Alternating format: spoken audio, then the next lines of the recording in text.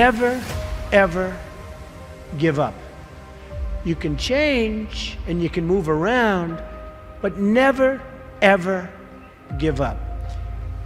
I know people that are very smart.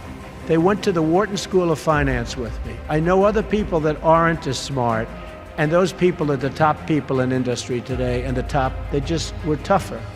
They didn't give up.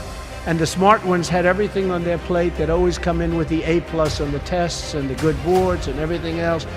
But when they ran into problems, they didn't know how to solve the problems like the guys that weren't as good.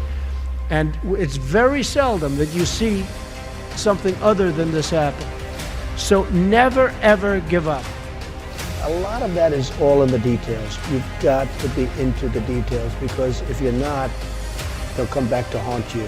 So oftentimes, life is in the details. Well, business also is in the details. You have to be very careful.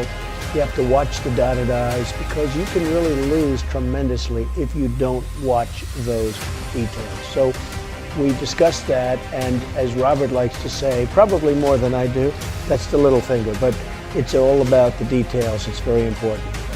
You want to be totally focused. You can't take your eye off the ball. When I had troubles in the early 90s, a major article came out, and it said very strongly, everything he touches turns to gold.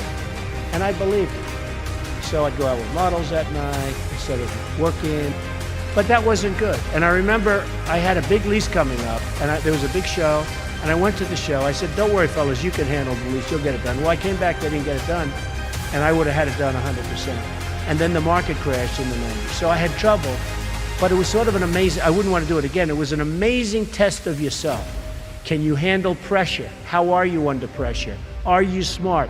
When everybody's coming at you. The worst employee is a good employee. A bad employee is fine because you fire that person right away. A great employee is phenomenal. You want to keep them and cherish them. They're fantastic. But a good employee, you never sort of fire them, but they never lead you to the next level. They just keep their job. They're sort of too good to be fired, but they're not good enough. You're never going to do great. So I always say the worst employee isn't a bad employee. It's just a good or average employee.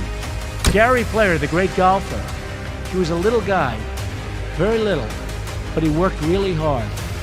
And he had a great statement, but he'd go, the harder I work, the luckier I get. And he wins the US Open. You have all these big, handsome guys, these big, giant guys, and they're hitting the ball a mile. And you have Gary Player. And Gary Player would win the Open. He'd win the Masters. He'd win this. He'd win that. And he said, hey, in the US Open, he hit a 5-iron to 1 foot from the hole, and he ended up getting a birdie and wins the US Open, right? And he came off the green. Now, I know I've heard the statement before, but I heard it from him in a meaningful way. They said, what do you think, Gary? What is it? He said, all I know is I've been working very hard, and the harder I work, the luckier I get. I thought it was an amazing statement. Sometimes in life, to be successful, oftentimes, most of the time, you have to follow your instincts. You have to follow your gut. You have to. Your parents may say wrong, your whoever may say wrong, but you have to do it. So much of success is seeing yourself as victorious. You have to see yourself. You have to really believe in yourself. And sometimes it's hard. You've had failures, you've had weaknesses, you've had other things. You have to see yourself as a one-man band. Don't rely too much on other people because they'll let you down. You have to see yourself as victorious. And to be a winner, you have to think like a winner. If you don't think like a winner, it's just never going to happen. Many people have been asking about my desk and the fact that I have so many papers on my desk. It's actually very neat. I know where everything is, but if you look around, there's a lot of stuff.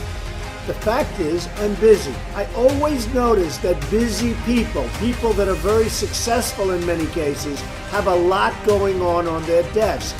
I have papers from deals, I have papers from just about everything. I like to read up on things, I like to study what I'm doing. So therefore, you have a lot of action going on in your office. Now, some of the writers, some of the ones that aren't so smart, they talk about the desk negatively. They say, oh, isn't it terrible? Trump has so many papers on his desk. Let's analyze everything on the desk, and they do the best and they fail. But the fact is, I've noticed over the years, successful people have a lot going on their desk. My desk is in my office. My desk is a very important part of me. And frankly, it's a very important part of my success. Everything I do comes right through this desk. So if it's not perfectly neat, if there's a lot of action, I think that's okay. I actually think that's a good thing. You have to love what you do. And I'm not going to go over that long, but it solves a lot of problems. Because when you love what you do, when you really love what you do, you work harder. I mean, I have friends that don't love, and I tell this story. A Wall Street titan, big guy, but I was richer than him, and I'm richer, according to Forbes, I'm much richer than him. So I like that, I like that. But this big Wall Street titan, he's a big name. He has a son, and his son is a wonderful human being, which is amazing because the guy's a horrible person. But he's one of the biggest guys on Wall Street. So he wants his son, Alex. I'm going to use the name Alex. It's not his name, but I don't want to get this guy in any more trouble with his father than he already is. Alex isn't the strongest character. The father is a brutal, vicious killer. So the father has a big firm on Wall Street, and he wants Alex to go into the firm, of course. Come on, Alex, get in there. In the meantime, all these kids are graduating from Wharton and Harvard and Stanford, and they're just eating Alex's lunch. He doesn't have a chance. And he doesn't like it. He's not liking what he's doing. You got to love what you do. He's not liking. So one day, but he can't leave because of his father. I actually tell him, why don't you leave? Your father's brutal. The father's just killing the guys. Tell him, you don't have what it takes. I'm sorry, Dad. Oh, this is great. So I say, you got to leave the father. You got to leave him. He said, I just can't, Donald. So anyway, he's a spoiled guy. He's a member of a very good golf club in Westchester, which is a rich place in New York. And he's on one of the committees, and he's on the Greens Committee. And they put him in charge of redoing the course. They're doing this big renovation of the course. It's a very good club. And he's there every morning at 5 in the morning. He doesn't leave. He did such an unbelievable job. The contractors respected him. Everybody respected him. So the wife comes up, he's doing so great, Donald, he's so amazing. And they give him an honor. And this is a tough group of people that have this club. They're club members and they're difficult.